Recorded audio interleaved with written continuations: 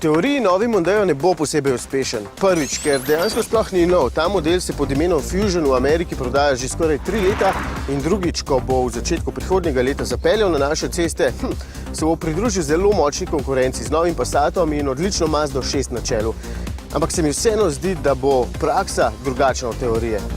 Mislim, a vam tole izgleda kot nekaj starega, zelo hudo izgleda Mondeo, prav agresiven je s tem markantnim nosom in ne pozabite, še vedno so oči tiste, ki kupujejo avtomobile. No, ni pa Mondeo zanimiv in lep samo zunaj, tudi znotraj je. V bistvu me je prijetno presenetila tudi notranjost, ki je pravo nasprotje tiste iz prejšnje generacije, mnogo bolj sodobna in kakovostna je pa za nas zahtevne Evropejce tudi malce spremenjena. Zaslon na dotik so iz Fusiona premaknili iz te pozicije sem gor in dodali povsem nov del tule spodaj.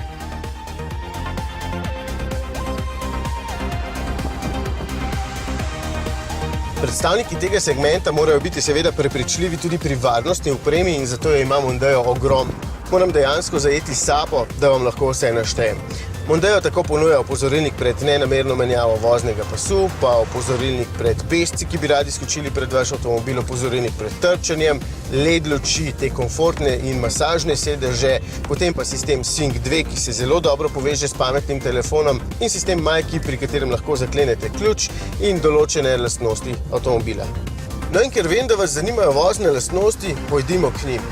Mondeo je izgubil nekaj tiste svoje ostrine, ne pelje se več tako suvereno, volan se mi zdi dejansko premehak in podvoz je tudi za odtenek. Sicer zelo lepo blaži neravnine in je nasploh zelo udobno, ampak ni več tako zelo natančno.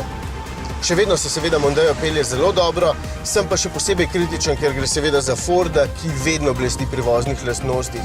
Torej, avtomobil se pelje še vedno zelo suvereno, predvsem pa bolj uglajeno od prejšnje generacije.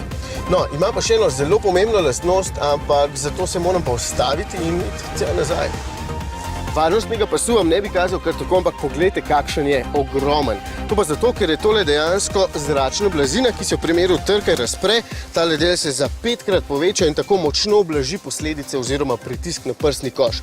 Glede na to, da bodo tule zadaj običajno sedeli verjetno otroci, se mi zdi tole ena najboljših rešitev. Motorjev je oziroma bo na voljo ogromno, sem prepričan, da bo vsak med vami našel različico, ki mu bo najbolj ustrezala.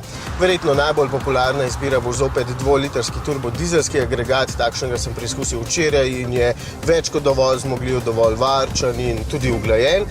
Trenutno pa preizkušam nov 1,5-litrski turbobencinski motor s 160 konjskimi močmi.